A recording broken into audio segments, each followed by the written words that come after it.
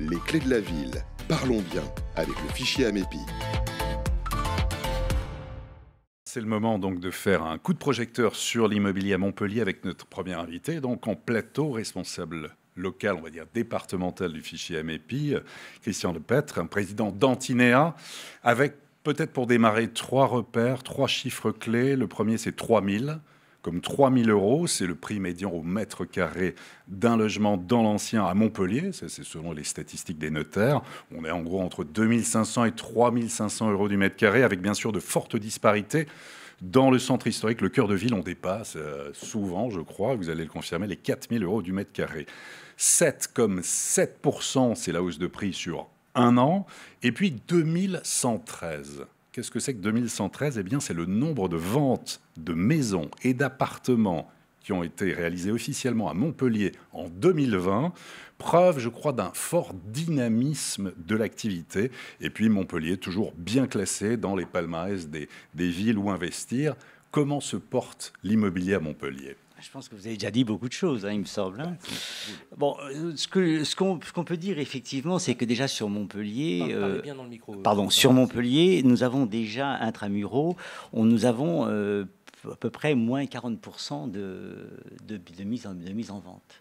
Parce qu'effectivement, il y a aujourd'hui un déficit de biens à vendre sur Montpellier qui est lié bien sûr à la crise parce que les gens demandent énormément d'extérieur, c'est évident, mais il y a quand même des biens qui sont relativement exigus, des biens qui n'ont pas de terrasse, des biens qui n'ont pas d'extérieur, et aujourd'hui la grande demande c'est évidemment l'extérieur. Donc on a sur moins 40%. Aujourd'hui il est particulièrement impossible de trouver une maison de ville dans Montpellier. C'est absolument impossible à trouver. Et si l'on devait prendre une photo pour quelqu'un qui ne connaît pas Montpellier, quelles sont les différences en termes de prix, d'évolution ? Qu'est-ce qui se passe concrètement à Montpellier en matière Ce qui se passe à Montpellier aujourd'hui, vous avez déjà des secteurs. On va parler des secteurs, si vous voulez, un peu par secteur. Bon, l'Écusson, comme vous dites très bien, l'Écusson, on est entre 3 000 et 5 000 €. Dans l'Écusson, vous trouverez effectivement quand même vous ne trouverez pas de maison, vous trouverez très peu de surface moyenne avec des balcons ou avec des terrasses, c'est ce qui est demandé. Donc il y en a très peu, ce qui explique effectivement les moins 40%, puisque l'Écusson, c'est vraiment l'Écusson. Après, vous avez Antigone. Antigone, c'est un petit peu boudé parce que c'est Beaufil, c'est bien ça. Il y a des petits balcons, qui sont courants, mais là on n'est pas excessif. Après, vous avez effectivement le réaménagement de la gare Saint-Roch qui redynamise un petit peu le quartier et qui va peut-être donner quelques lettres de noblesse, notamment peut-être sur la sécurité, parce que la gare a quand même une réputation un petit peu compliquée. Vous avez Port-Marianne, nouvelle mairie ici où nous sommes, là, qui est un quartier très demandé. Il y a une offre absolument atone, il n'y a pas d'offre, mais il y a une demande qui est très forte. Et on arrive, si vous voulez, sur Port-Marianne, à un prix moyen à peu près de 5 500 € le mètre carré. Et après, bien sûr, les quartiers qui sont extraordinaires, c'est les quartiers Les Beaux-Arts, Boutonnais, qui sont les Arceaux, quartier familial, où là, on est sur entre 4 000 et 5 000 € du mètre carré. Voilà, ça augmente partout, les prix de l'immobilier augmentent partout. Est-ce qu'il y a des secteurs qui sont encore un peu préservés ? Les secteurs préservés, c'est s'il y a une offre conséquente, parce qu'aujourd'hui vous avez tous les variables sont au beau fixe, les taux sont relativement faibles, la commission qui doit statuer sur l'obtention des prêts immobiliers n'a pas encore statué, mais ça va changer dans pas très longtemps. Donc aujourd'hui on peut obtenir facilement des prêts à des taux bas. Donc qu'est-ce qu'il y a ? C'est un problème d'offre. Aujourd'hui nous n'avons pas d'offre, effectivement, l'offre est complètement atone sur Montpellier, mais elle n'est pas atone que sur Montpellier, elle est atone quand même dans toutes les métropoles ont ce problème-là, avec surtout des chiffres de la construction de logements neufs qui sont dramatiquement bas, on en parlera tout à l'heure. Justement, une offre Est-ce que le confinement a augmenté, en termes d'usage, la demande de terrasses, de balcons, d'espaces verts, etc. Est-ce que les Montpelliérains ont pris finalement connaissance avec leur logement et se sont rendus compte en fait de la promiscuité relative dans laquelle ils vivaient? Est-ce que vous pensez que ça a un impact très importante déjà au niveau du confinement, c'est toutes les petites surfaces. Ça veut dire que les petites surfaces qui étaient occupées par les étudiants. Les étudiants sont partis, ce qui est normal, visio. Donc nous avons aujourd'hui à peu près plus 40% d'offres sur les petites, ce qui va fragiliser un petit peu mais ils vont revenir, non ? Peut-être. Peut-être. Peut-être pas. Je ne sais pas. Vous savez, je n'ai pas de relation directe avec nos politiques ou j'ai pas de boule de cristal, mais je pense que les choses ont beaucoup changé. Qu'est-ce qui va se passer demain? J'avoue que je ne peux pas le savoir. Personne ne peut pas le savoir. Est-ce que le fait que les touristes bien évidemment ne sont pas venus, qu'il y avait une offre Airbnb qui était quand même assez développée, est-ce que le report de ce qu'on a appelé les Airbnb dans les villes vers des logements meublés, par exemple, des offres meublées, est-ce que ça a eu un impact aussi? Est-ce que finalement la ville de Montpellier va avoir une offre de petite surface plus importante à cause justement du fait que les étudiants ou les touristes ne viennent moins Alors, il y a une chose qu'on analyse à Paris, par exemple. Effectivement, à Paris, en ce moment, on a quand même une baisse sur Paris. C'est qu'effectivement, les petites... de 3%. Oui, quand même significative. Et aujourd'hui, ce qui est important, c'est que les Parisiens ont quitté Paris et achètent des petites surfaces pour pouvoir être près de leur travail. Donc, on risque peut-être, comme Montpellier est une métropole, on risque peut-être d'avoir un retour sur des petites surfaces à Montpellier. C'est évident, c'est peut-être possible. Mais il est évident, je crois que le confinement à changer les habitudes, aussi bien pour les projets des promoteurs, parce que les promoteurs aujourd'hui, quelle vision ont-ils par rapport au permis, par rapport au fait qu'effectivement les locataires, les étudiants, les facultés ne sont plus là, quelle va être la vision? Donc on va avoir effectivement un changement significatif au niveau de l'urbanisme. Christian Lepêtre, on a observé dans beaucoup de métropoles que des Parisiens ou des grands métropolitains quittent finalement leur résidence principale pour s'installer dans d'autres villes en privilégiant le télétravail. Est-ce que Montpellier attire aujourd'hui les Parisiens? Est-ce que vous sentez un mouvement?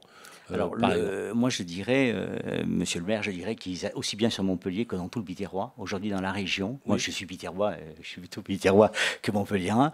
Dans la région, effectivement, avec la fibre, l'arrivée de la fibre, le télétravail explose complètement. Et moi, je dirige mon entreprise presque de ma campagne maintenant, parce que le télétravail change tout. Donc, les choses vont changer. Qu'est-ce qui va se passer demain? Je pense qu'on ne peut pas le dire. Une réaction, monsieur le maire? Non, mais c'est extrêmement... Je prendrai la dernière partie là, de votre propos. Je pense que nous sommes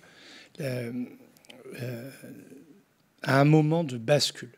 La question du télétravail, on va voir ce que les différentes organisations dans le cadre du dialogue social vont retenir, mais il y aura un avant et un après. C'est là.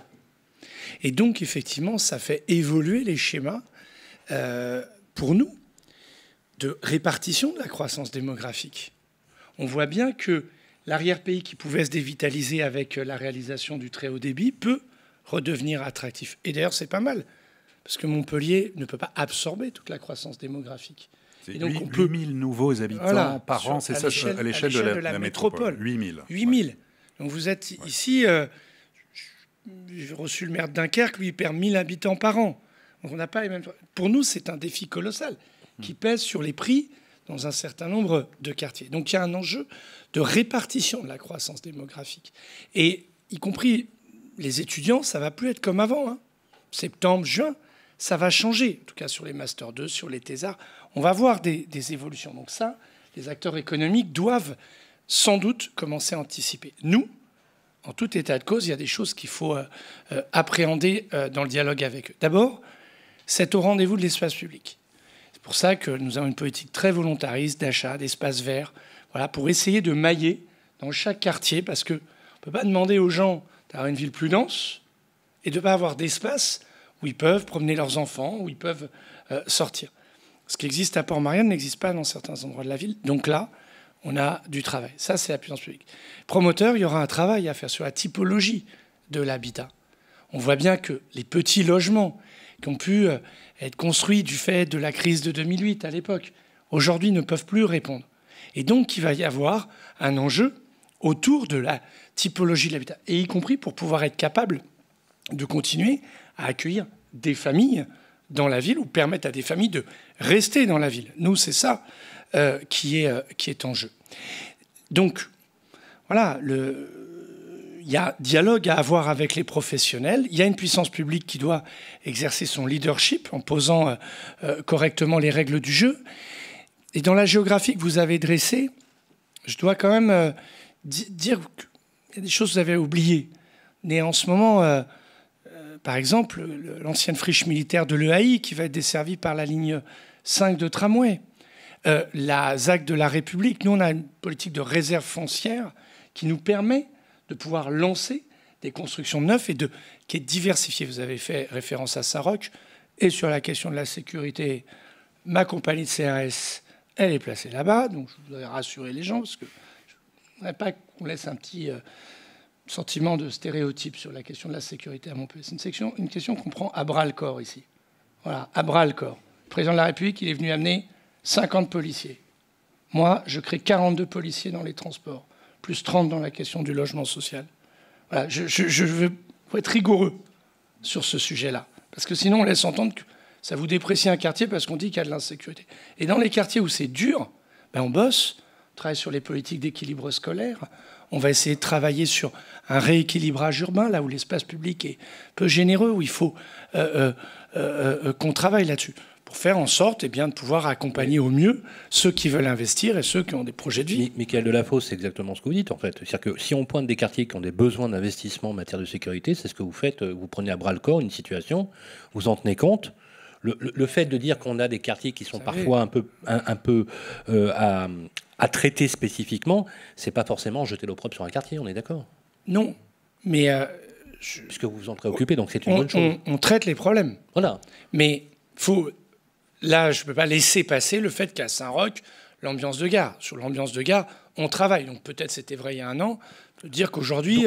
ça s'améliore. Non mais voilà, tout comme quand on laisse un bidonville dans la ville, comme le camp de Rome de Selle-Neuve, moi je fais le choix de m'y attaquer parce que comme il paraît qu'il y a des projets autour qui vont permettre de loger des habitants accompagnés, c'est aussi un moyen d'accompagner les investisseurs et de leur envoyer un message de confiance. Mais je ne veux pas laisser planer l'idée qu'il y aurait une forme d'inaction ou quelque chose s'installerait. En tout cas, moi, je suis un maire qui suis extrêmement engagé sur ces questions de sécurité parce que je pense qu'elles sont indispensables, donc je ne laisse pas passer. Alors, vous avez bien raison. Je pourrais juste dire une chose. Excusez-moi, Christian. Moi, je suis le maire de Montpellier. Vous avez bien raison. De Montpellier, mais je dois veiller à comment on parle de ma ville.